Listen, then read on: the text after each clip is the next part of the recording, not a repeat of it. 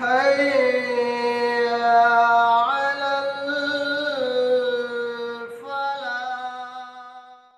بھی ہے کہ آپ ان سے اعراض کیجئے، اللہ کے اوپر بھروسہ کیجئے، اللہ آپ کے لیے کافی ہے۔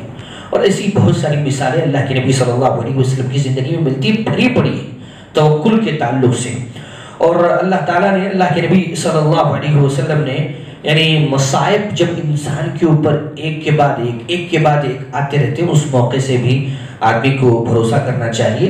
چنانچہ اللہ کے نبی صلی اللہ علیہ وسلم نے باقاعدہ یہ دعا سکھلائی اور اللہ تعالیٰ نے بھی حکم دیا، قُلْ لَن يُصِيبَنَا إِلَّا مَا كَتَبَ اللَّهُ لَنَا، آپ کہہ دیجئے مصیبتیں جو بھی آتی ہے ہم نے وہ لکھ دیا ہے، وہ باقاعدہ تقدیر میں لکھا جا چکا ہے، لہذا ہوا مولانا، وہی ہمارا مولا ہے، وہی ہمارا سرپرست ہے، وَعَلَى اللَّهِ فَلْيَتَوَكَّلِ الْمُؤْمِنُونَ، اور بھروسہ کرنے والے مومنوں کو چاہیے کہ وہ اللہ ہی کے اوپر بھروسہ کریں۔ تو اللہ کے اوپر بھروسہ ہو، ظاہری اسباب بھی اختیار کیے جائیں۔ اور اللہ کے نبی صلی اللہ علیہ وسلم نے مصیبت کے وقت ایک دعا سکھلائی، فرمایا لا الہ الا اللہ العظیم الحلیم، لا الہ الا اللہ رب العرش العظیم، لا الہ الا اللہ رب السماوات والارض ورب العرش العظیم۔ آدمی جب مصیبت میں ہو تو یہ دعا پڑھے تو اللہ تعالیٰ اس کو یعنی مصیبتوں سے، تکلیفوں سے، پریشانیوں سے اور دشمن کے نرغے سے اور ان کے مکر اور ان کی قید سے اللہ رب العزت بچا لیتا ہے۔ جب گھر سے باہر آدمی نکلتا ہے تو اس وقت بھی آدمی کو یعنی اللہ کے اوپر اعتماد اور بھروسہ کرتے ہوئے یہ دعا کرتے ہوئے نکلنا چاہیے، بسم اللہ توکلت علی اللہ لا حول ولا قوت الا باللہ۔ تو اس طریقے کی یہ جو دعائیں ہیں اور اللہ رب العزت کے اوپر کلی اعتماد ہے، اور وہ جو عمل یا جس چیز کے تعلق سے آپ اللہ کے اوپر بھروسہ کر رہے ہیں اس کے ظاہری اسباب کو اختیار کرنا ہے۔ جب آپ ان چیزوں کو مکمل طریقے سے، صحیح طریقے سے انجام دیں گے تو یقیناً اللہ کی نصرت آپ کے پاس آئے گی، اللہ کی مدد آپ کے پاس پہنچے گی، اور کوئی آپ کا الحمدللہ نحمده ونستعینه ونستغفره ونعوذ باللہ من شرور انفسنا ومن سیئات اعمالنا، من يهده الله فلا مضل له ومن يضلل فلا هادي له، وأشهد أن لا إله إلا الله وحده لا شريك له، وأشهد أن محمدًا عبده ورسوله، أما بعد فإن خير الحديث كتاب الله، وخير الهدي هدي محمد صلى الله عليه وسلم، وشر الأمور محدثاتها وكل محدثة بدعة وكل بدعة ضلالة وفي رواية كل ضلالة في النار۔ أعوذ بالله من الشيطان الرجيم، بسم الله الرحمن الرحيم، قاف والقرآن المجيد، بل عجبوا أن جاءهم منذر منهم فقال الكافرون هذا شيء عجيب، أإذا متنا وكنا ترابا ذلك رجع بعيد، قد علمنا ما تنقص الأرض منهم وعندنا كتاب حفيظ، بل كذبوا بالحق لما جاءهم فهم في أمر مريج، أفلم ينظروا إلى السماء فوقهم كيف بنيناها وزيناها وما لها من فروج، والأرض مددناها وألقينا فيها رواسي وأنبتنا فيها من كل زوج بهيج، تبصرة وذكرى لكل عبد منيب۔ تمام تعریفات و توصیفات، حمد و ثنا، بڑائی، کبریائی، بزرگی صرف اللہ وحدہ لا شریک کے لیے ہی لائق و سزاوار ہے، جو اس کائنات کا پالنہار ہے، روز جزا کا مالک ہے۔ ہم اسی کی عبادت کرتے ہیں اور اسی سے مدد طلب کرتے ہیں۔ وہ اکیلا ہے، بے نیاز ہے، نہ تو وہ کسی سے پیدا ہوا اور نہ اس سے کوئی جنا گیا، اور اس کے برابر کوئی نہیں، اس کے علاوہ کوئی حقیقی معبود نہیں۔ وہ عرش بری کا مالک ہے، ساتوں آسمانوں اور زمین کے درمیان جتنی ساری چیزیں ہیں وہ اسی کے قبض قدرت میں ہیں، نہ تو اسے نیند آتی ہے اور نہ ہی وہ وہ علیم ہے، بصیر ہے، ستار ہے، غفار ہے، قہار ہے، جبار ہے۔ اور بے شمار درود و سلام نازل ہوں پیارے حبیب محمد مصطفیٰ صلی اللہ علیہ وسلم پر، جن کے ذریعے سے ہم تک یہ دین اسلام پہنچا۔ محترم حاضرین جمعہ اور اسلامی ماں اور بہنوں، آج کے خطبہ جمعہ کا موضوع ہے اللہ رب العزت کے اوپر بھروسہ۔ اللہ رب العزت کے اوپر بھروسہ اور توکل، یہ انسان کی، ایک مسلمان کی زندگی کا لازمی حصہ ہے، اور بالخصوص جن حالات سے آج مسلمان گزر رہے ہیں، ان حالات میں اللہ رب العزت کے اوپر توکل اور بھروسہ، یہ اس کی اہمیت اور بڑھ جاتی ہے۔ اور ایسے حالات جس میں مسلمانوں کو پریشان کیا جائے، تنگ کیا جائے، ظلم کیا جائے، اور ان کے دین کے اوپر عمل کرنے سے روکا جائے یا اس کے اندر رکاوٹیں کھڑی کی جائیں، اور مختلف کنڈے اپنائے جائیں تاکہ ان کو ڈرایا جا سکے، ان کو دھمکایا جا سکے۔ یہ آج کی تاریخ کا حصہ نہیں ہے، بلکہ جب سے اسلام کا سورج طلوع ہوا تب سے یہ چیز چلی ہوئی آ رہی ہے۔ اور آپ دیکھیں گے اللہ کے نبی صلی اللہ علیہ وسلم کے زمانے میں جب مسلمان انتہائی کمزور حالت میں تھے، اور اللہ کے نبی صلی اللہ علیہ وسلم توحید کی روشنی لے کر لوگوں کے پاس آئے، تو لوگ پروانہ وار اس روشنی کو انہوں نے قبول کیا، ایک اللہ کی توحید کو تسلیم کیا اور اسلام قبول کیے۔ لیکن اس کے بعد قریش کے لوگوں نے ان کے اوپر ظلم ڈھانا شروع کر دیا، طرح طرح کی تکلیفیں، مصیبتیں، ان کے اوپر مصیبتوں کے پہاڑ توڑے گئے۔ بلال رضی اللہ عنہ کے تعلق سے آتا ہے کہ چلچلاتی دھوپ میں ننگی پیٹھ ان کو لٹا دیا جاتا اور پھر پتھر ان کے اوپر رکھ دیا جاتا۔ تو وہ جو آزمائشیں صحابہ کرام رضی اللہ علیہ مجمعین کے اوپر آئیں، تو انہوں نے توکل کیا، اللہ کے اوپر بھروسہ کیا، اللہ کے اوپر اعتماد کیا، تو پھر اللہ رب العزت کی مدد بھی آئی۔ یہی رمضان المبارک ہے۔ رمضان المبارک میں قریش کی طرف سے 1000 کا لشکر مسلمانوں سے لڑنے کے لیے نکلا، اور اسی رمضان المبارک میں جنگ بدر ہوئی۔ لیکن مسلمانوں نے جب اللہ رب العزت کے اوپر بھروسہ کیا تو 313 یہ 1000 لوگوں کے اوپر غالب آ گئے۔ یہ فتح مکہ ہے، یہ بھی اسی طریقے سے جنگ ہوئی۔ اللہ رب العزت نے اس میں بھی اللہ کے نبی صلی اللہ علیہ وسلم کو اور صحابہ کرام رضی اللہ علیہ مجمعین کو مدد فرمائی۔ تو ہر موقع پر اللہ رب العزت مدد کرنے کے لیے تیار ہے، لیکن ضرورت اس بات کی ہے کہ جو شرائط اللہ رب العزت نے رکھے ہیں ان شرائط کو پورا کیا جائے اور ان کو مکمل کیا جائے۔ ان میں سے ایک یہ ہے کہ اللہ کے اوپر اعتماد، اللہ کے اوپر توکل، اللہ کے اوپر بھروسہ۔ چنانچہ اللہ تعالیٰ نے ایک آیت کریمہ میں یہ بات بیان فرمائی، وَتَوَكَّلْ عَلَى الْعَزِيزِ الرَّحِيمِ الَّذِي يَرَاكَ حِينَ تَقُومُ وَتَقَلُّبُكَ فِي السَّاجِدِينَ إِنَّهُ هُوَ السَّمِيعُ الْعَلِيمُ۔ اللہ تعالیٰ نے حکم دیتے ہوئے فرمایا کہ تم بھروسہ کرو اس ذات کے اوپر جو عزیز ہے، زبردست ہے اور رحم کرنے والی ہے۔ الذی یراک حین تقوم، جب تم کھڑے ہوتے ہو نماز میں، جب تم سجدہ کرتے ہو، رکوع کرتے ہو، اللہ تمہیں دیکھتا ہے۔ انہ هو السمیع العلیم، وہ سننے والا اور جاننے والا بھی۔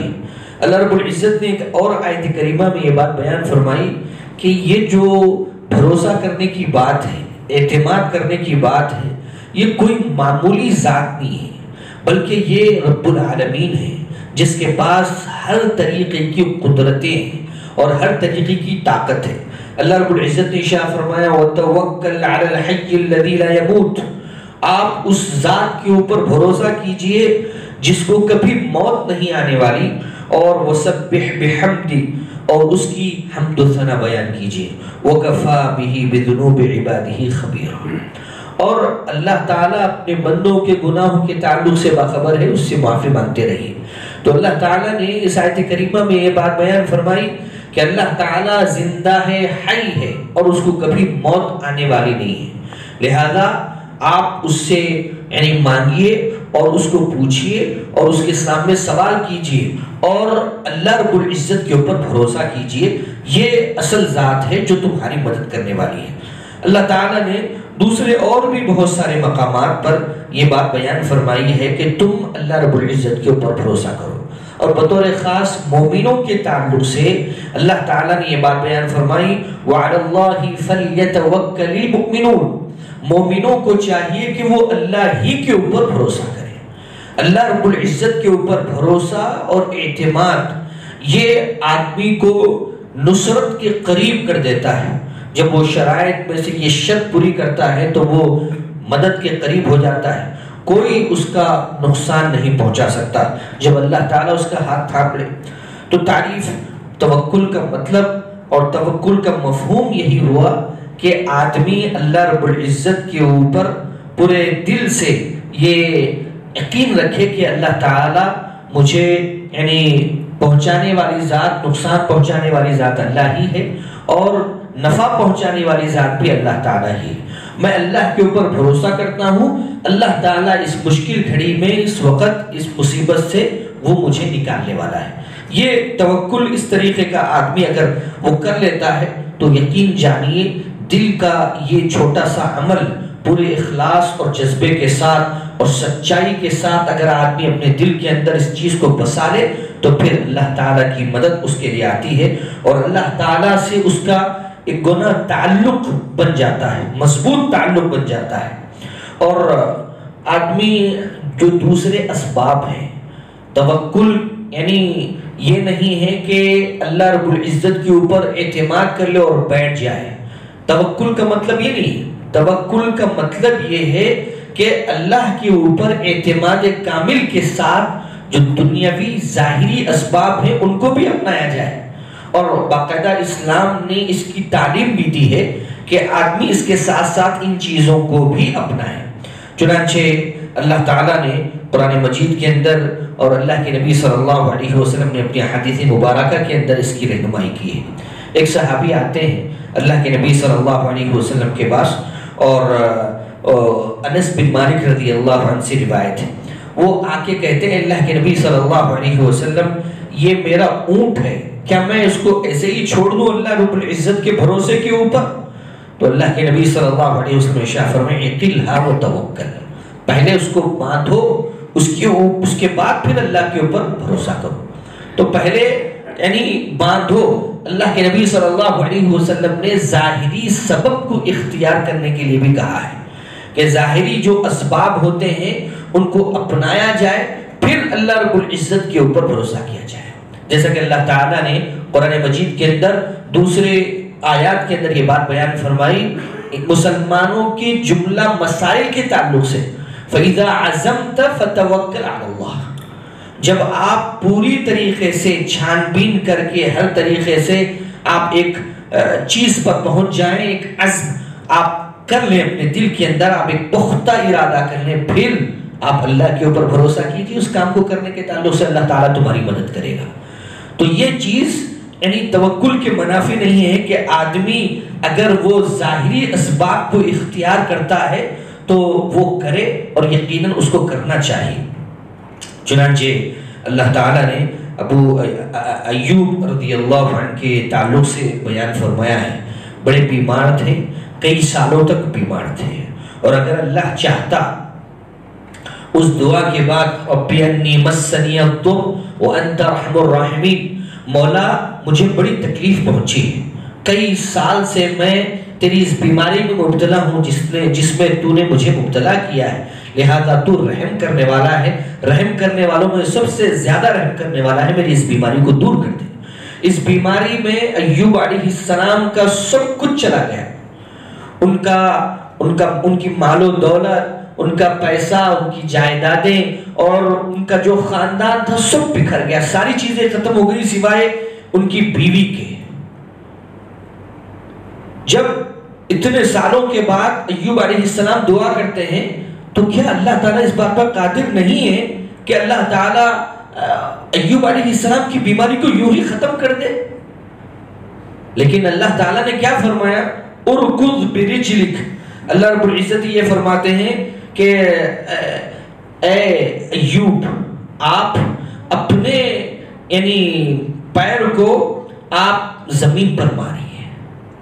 اللہ تعالیٰ نے یہ حکم فرمایا کہ تم زمین پر اپنے پیر کو مارو. تو وہاں سے چشمہ اگلا، پانی نکلا وہاں سے، اس میں نہاؤ. اللہ تعالیٰ نے فرمایا کہ اس چشمے سے تم نہاؤ. جب نہایا انہوں نے تو پوری بیماری ان کی دور ہو گئی. تو یہ جو سبب اختیار کرنے کو کہا ہے اللہ تعالیٰ نے، اگر اس چاہتا تو اس کے علاوہ بھی یعنی اللہ تعالیٰ کن کے ذریعے سے آپ کی بیماری کو ختم کر دیتا، لیکن بتلانا یہ مقصود ہے کہ اللہ کے اوپر انہوں نے بھروسہ کیا، لیکن ساتھ میں ظاہری اسباب کو بھی اختیار کیا جائے. پیر جب مارا، نحیف کمزور پیر کے ذریعے سے اللہ تعالیٰ نے اپنا معجزہ دکھایا، وہاں سے پانی ابلا. حالانکہ آپ دیکھیں پیر سے آدمی اگر کوئی کچوکا لگاتا ہے زمین پر تو کیا اس میں گڑا بنتا ہے؟ نہیں بنتا ہے. اس کو فرق محسوس ہوتا نہیں ہوتا ہے. لیکن یہ ایک کمزور ظاہری سبب تھا، اور یہ بتلانا مقصود تھا کہ یہ دنیا، یہ اس کے اندر سبب کو اختیار کرنا پڑے گا. آپ کو ہر معاملے میں سبب کو اختیار کرنا پڑے گا اور اللہ رب العزت کے اوپر بھروسہ کرنا پڑے گا. آپ دیکھ لیجئے مریم علیہ السلام کا واقعہ.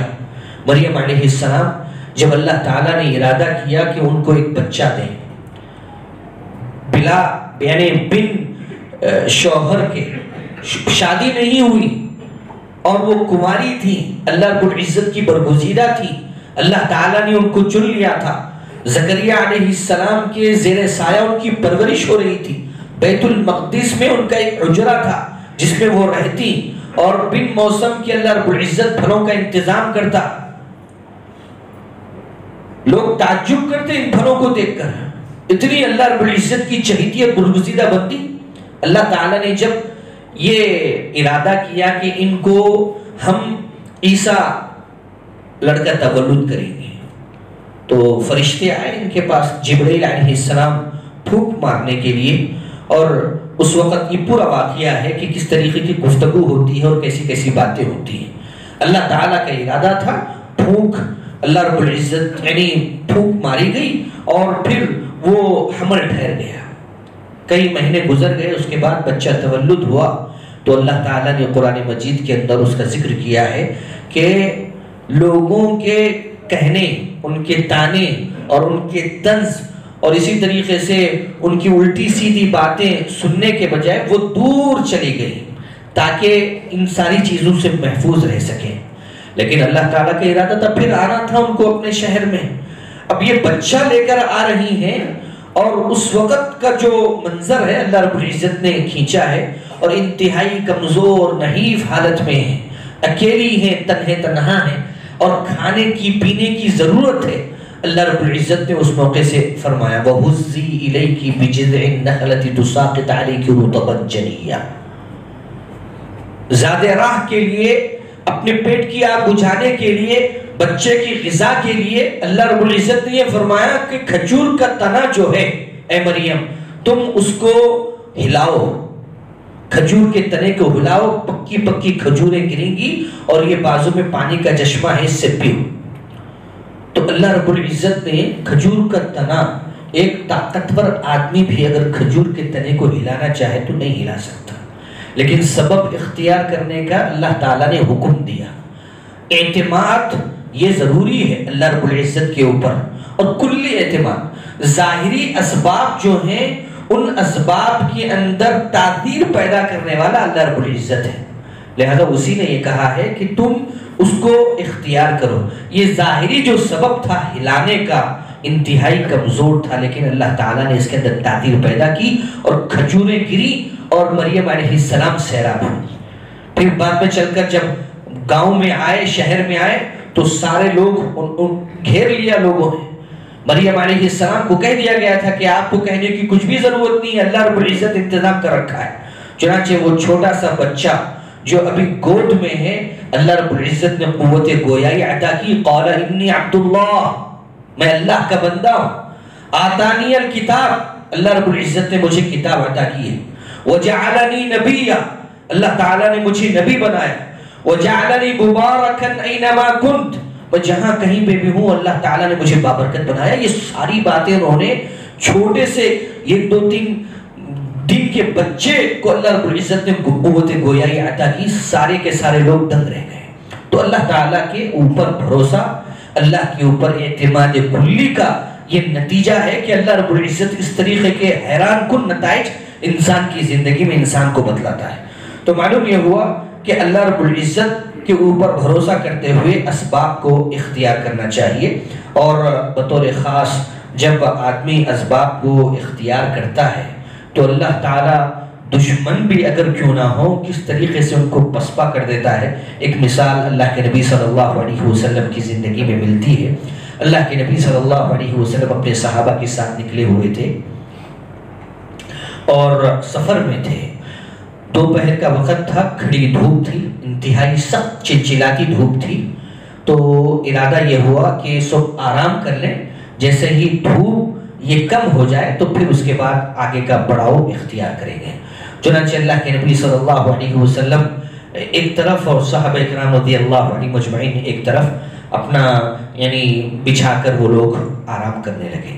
اللہ کے نبی صلی اللہ علیہ وسلم بھی اپنی تلوار کو لٹکایا اپنے جھاڑ کے اوپر اور نیچے سائے میں لیٹ گئے آرام کرنے کے لیے۔ اسی اثنا میں چونکہ ماحول اس طریقے سے بنا ہوا تھا مسلمانوں کے خلاف کہ ان کی اچھی باتوں کو دبا کر، صحیح باتوں کو دلا کر ان کے تعلق سے غلط یعنی پروپیگنڈا، نفرت، دشمنی کے بیج بوئے جا رہے تھے، اور یہی چیز لوگوں کے دلوں میں تھی اس وقت۔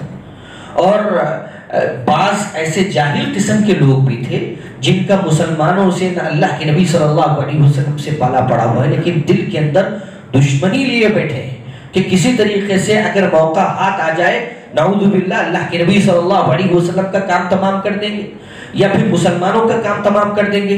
اور ایسے واقعات آپ بہت سارے دیکھیں گے جس طریقے سے آج نفرت مسلمانوں کے تعلق سے پھیلائی جا رہی ہے۔ خود عمر بن خطاب رضی اللہ عنہ تلوار لے کر نکلتے ہیں کہ آج میں ختم ہی کر دوں گا، خاتمہ ہی کر دوں گا، لیکن وہاں جاتے ہیں پھر لوٹ کر آتے ہیں تو اسلام قبول کر کے آتے ہیں۔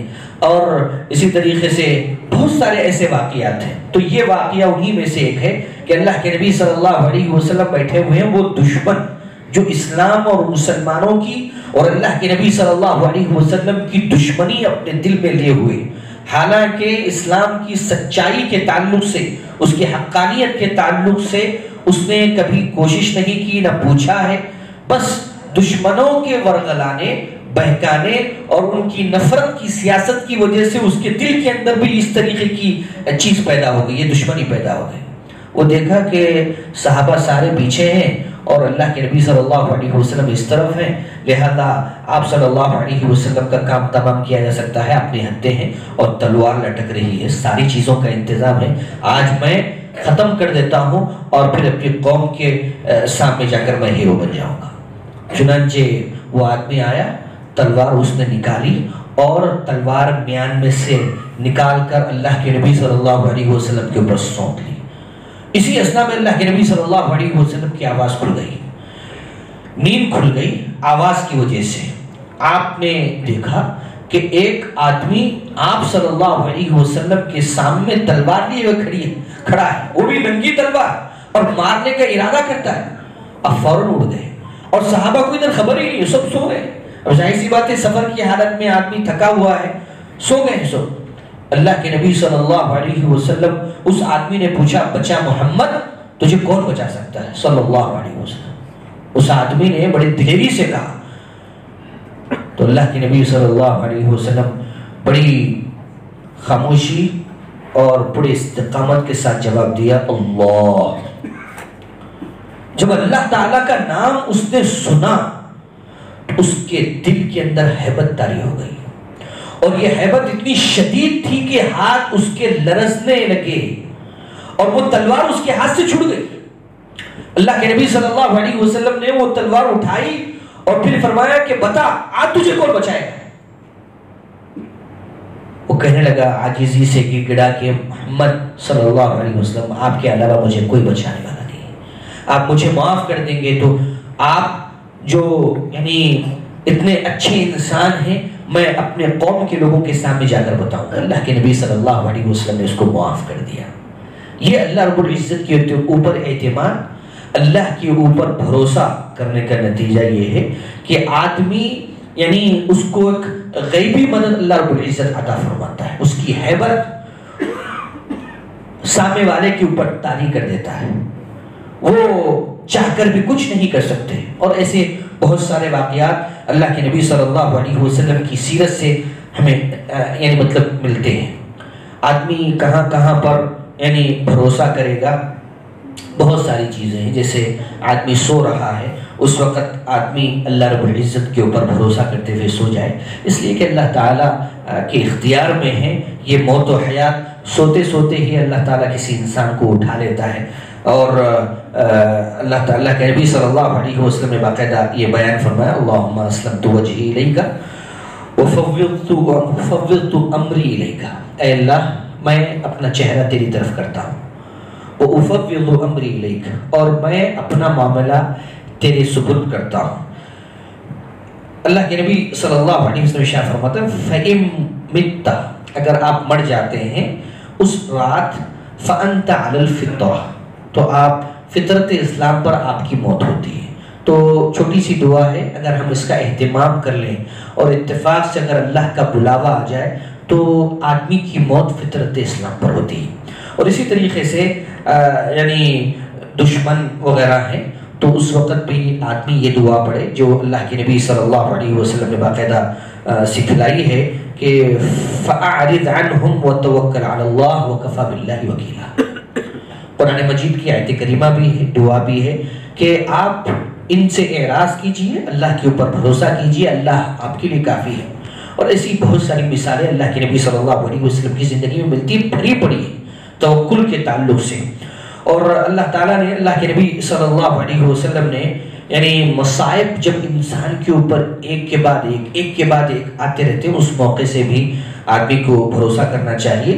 چنانچہ اللہ کے نبی صلی اللہ علیہ وسلم نے باقاعدہ یہ دعا سکھلائی، اور اللہ تعالیٰ نے بھی حکم دیا قُلْ لَن يُصِيبَنَا إِلَّا مَا كَتَبَ اللَّهُ لَنَا، آپ کہہ دیجئے مصیبتیں جو بھی آتی ہے ہم نے وہ لکھ دیا ہے، وہ باقاعدہ تقدیر میں لکھا جا چکا ہے، لہذا ہوا مولانا، وہی ہمارا مولا ہے، وہی ہمارا سرپرست ہے، وعلی اللہ فلیتوکل المؤمنون، اور بھروسہ کرنے والے مومنوں کو چاہیے کہ وہ اللہ ہی کے اوپر بھروسہ کریں، تو اللہ کے اوپر بھروسہ ہو، ظاہری اسباب بھی اختیار کیے جائیں۔ اور اللہ کے نبی صلی اللہ علیہ وسلم نے مصیبت کے وقت ایک دعا سکھلائی، فرمایا لا الہ الا اللہ العظیم الحلیم، لا الہ الا اللہ رب العرش العظیم، لا الہ الا اللہ رب السماوات والارض ورب العرش العظیم۔ آدمی جب مصیبت میں ہو تو یہ دعا پڑھے تو اللہ تعالیٰ اس کو یعنی مصیبتوں سے، تکلیفوں سے، پریشانیوں سے، اور دشمن کے نرغے سے، اور ان کے مکر اور ان کی قید سے اللہ رب العزت بچا لیتا ہے۔ جب گھر سے باہر آدمی نکلتا ہے تو اس وقت بھی آدمی کو یعنی اللہ کے اوپر اعتماد اور بھروسہ کرتے ہوئے یہ دعا کرتے ہوئے نکلنا چاہیے، بسم اللہ توکلت علی اللہ لا حول ولا قوت الا باللہ۔ تو اس طریقے کی یہ جو دعائیں ہیں اور اللہ رب العزت کے اوپر کلی اعتماد ہے، اور وہ جو عمل یا جس چیز کے تعلق سے آپ اللہ کے اوپر بھروسہ کر رہے ہیں اس کے ظاہری اسباب کو اختیار کرنا ہے۔ جب آپ ان چیزوں کو مکمل طریقے سے، صحیح طریقے سے انجام دیں گے تو یقیناً اللہ کی نصرت آپ کے پاس آئے گی، اللہ کی مدد آپ کے پاس پہنچے گی، اور کوئی آپ کا نقصان نہیں کر سکتا۔ آخر میں اللہ رب العزت سے دعا ہے کہ اللہ تعالی ہم سب کو صحیح معنوں میں کتاب و سنت پر عمل کرنے کی توفیق عطا فرمائے، آمین۔ وآخر دعوانا ان الحمدللہ رب العالمین۔ محترم سامعین اکرام، جیسا کہ جانتے ہیں کہ یہ آخری جمعہ ہے اور 2-3 دن کے بعد ہم اس رمضان سے رخصت ہونے والے ہیں، تو ہر ایک کے اوپر فطرہ ہے، چاہے آپ جو کھاتے ہو، چاول کھاتے ہو، گیہوں کھاتے ہو، تو ان میں سے جو بھی کھانے کی چیز ہے 2.5 کلو آپ نکالیں گے، چاہے روزے دار ہوں یا روزہ نہ رکھنے والے ہوں، بڑے ہوں یا چھوٹے ہوں اور مرد ہوں یا عورتیں ہوں، حتیٰ کہ اگر کوئی حاملہ ہے تو اس بچے کی بھی زکوٰۃ نکالنے کے تعلق سے آیا ہے، صحابہ نے نکالا ہے۔ لہذا آپ ایک دن پہلے، 2 دن پہلے، افضل وقت یہ ہے کہ نماز سے جانے سے پہلے آپ نکال دیں، یہ افضل ہے۔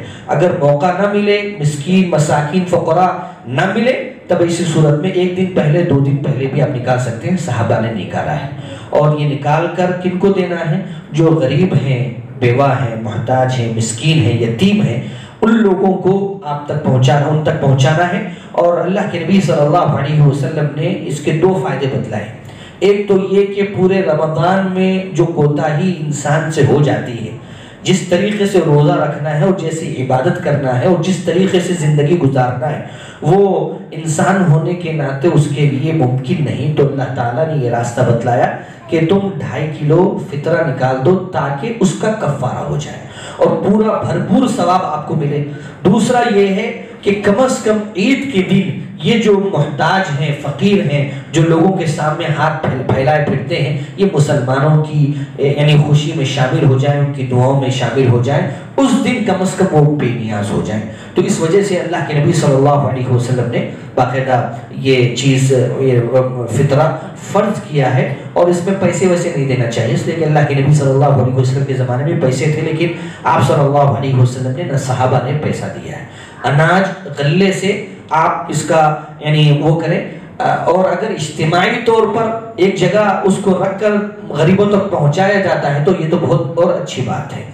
دوسری بات یہ ہے کہ جو آداب ہیں جانے کے اور آنے کے، آپ بخوبی جانتے ہیں، اور کس طریقے سے یعنی مطلب تیار ہونا ہے اور کیسے کیسے ساری چیزیں ایک مرتبہ آپ کے سامنے میں رکھ دوں۔ اللہ کے نبی صلی اللہ علیہ وسلم کی جو سنن و آداب ہیں ان میں سے ایک یہ ہے کہ آدمی نہا لے، دھو لے، اور اچھی طریقے سے جو نیا کپڑا اس کے پاس ہے، جو اچھا کپڑا اس کے پاس ہے، زیب تن کر لے، ایک راستے سے جائے دوسرے راستے سے آئے، تکبیرات وغیرہ کا اہتمام کرے آنے جانے میں، اور اسی طریقے سے عیدگاہ، اور جب تک یعنی خطیب نہ آ جائے، امام نہ آ جائے، تب تک آپ اس کا اہتمام کریں گے۔ اللہ اکبر لا الہ الا اللہ، اللہ اکبر وللہ الحمد، یہ پڑھتے رہیں گے، اور پھر 2 رکعت نماز شکرانہ ادا کرنے کے بعد، خطبہ سننے کے بعد پھر آپ اپنے گھر لوٹیں گے۔ اس طریقے سے مختصر یہ سنن و آداب ہیں، اس کا خاص خیال رکھیں۔ وآخر دعوانا الحمدللہ رب العالمین۔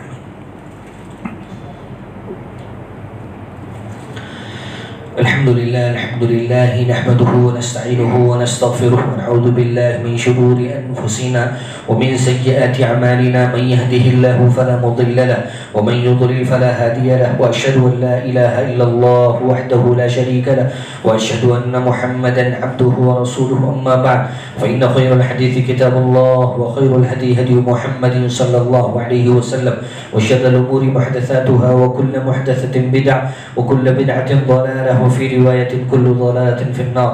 أعوذ بالله من الشيطان الرجيم، بسم الله الرحمن الرحيم، إن الله وملائكته يصلون على النبي، يا أيها الذين آمنوا صلوا عليه وسلموا تسليما، اللهم صل على محمد وعلى آل محمد كما صليت على إبراهيم وعلى آل إبراهيم إنك حميد مجيد، اللهم بارك على محمد وعلى آل محمد كما باركت على إبراهيم وعلى آل إبراهيم إنك حميد مجيد، إن الله يأمر بالعدل والإحسان وإيتاء ذي القربى وينهى عن الفحشاء والمنكر ولذكر الله أكبر، أقول قولي هذا أستغفر الله لي ولكم ولسائر المسلمين۔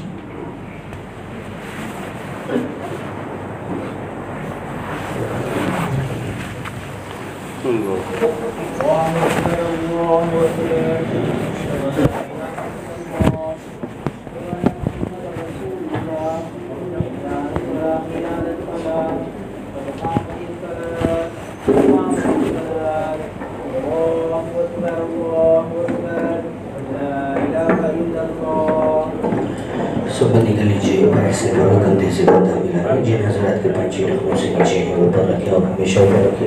چھوٹے بچے صفوں کے کناروں میں چلے جائیں، خواتین حضرات بھی اسی انداز میں یہ صفوں کو درست کر لیں۔ آپ کا ڈھکنا بازو والے بھائی کے ڈھکنے کے بالکل برابر ہونا چاہیے۔ جن حضرات کو جگہ نہیں ہو رہی ہے وہ اوپر کی منزل پر تشریف لے جائیں، وہاں پر بھی انتظام کیا گیا ہے۔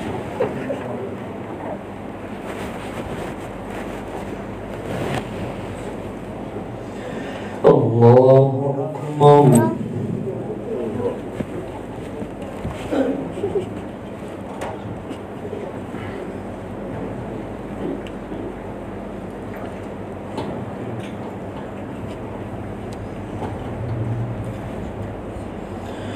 الحمد لله رب العالمين الرحمن الرحيم مالك يوم الدين إياك نعبد وإياك نستعين اهدنا الصراط المستقيم صراط الذين أنعمت عليهم غير المغضوب عليهم ولا الضالين.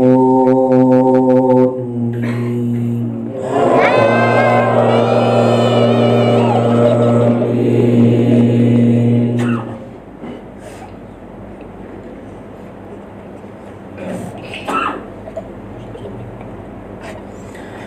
سبح اسم ربك الأعلى الذي خلق فسوى والذي قدر فهدى والذي أخرج المرعى فجعله غثاء نحوا سنقرئك فلا تنسى إلا ما شاء الله إنه يعلم الجهر وما يخفى ونيسرك لليسرى فذكر إن نفعت الذكرى سيذكر من يخشى ويتجنبها الأشقى الذي يصلى النار الكبرى ثم لا يموت فيها ولا يحيا.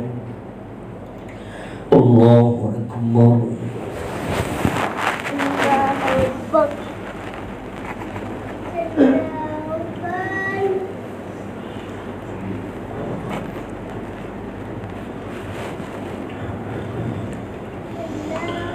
سمع الله لمن حمده. ربنا لك الحمد كما أنعمت كثيرا طيبا مباركا. الله أكبر.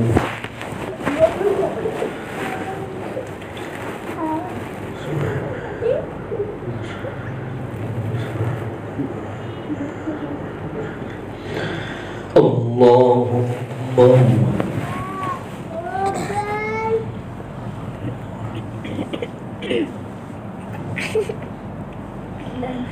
الله أكبر.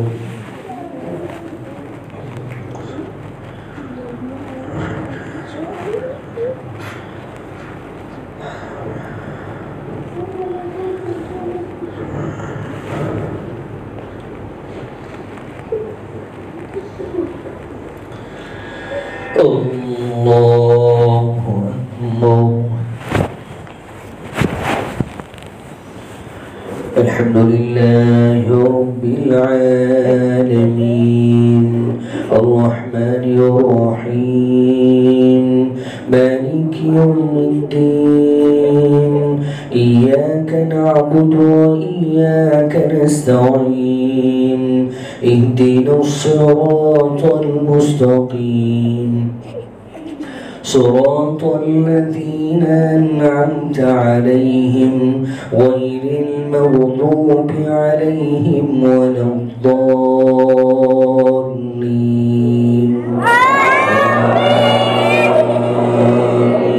آمين.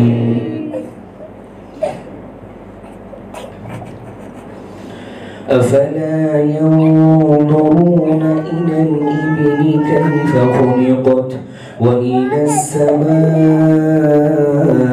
كيف رفعت وإلى الجبال كيف نصبت وإلى الأرض كيف سطحت فذكر إنما أنت مذكر لست عليهم بمسيطر إلا من تولى وكفر فيعذبه الله العذاب الأكبر إن إلينا إيابهم ثم إن علينا حسابهم. الله أكبر.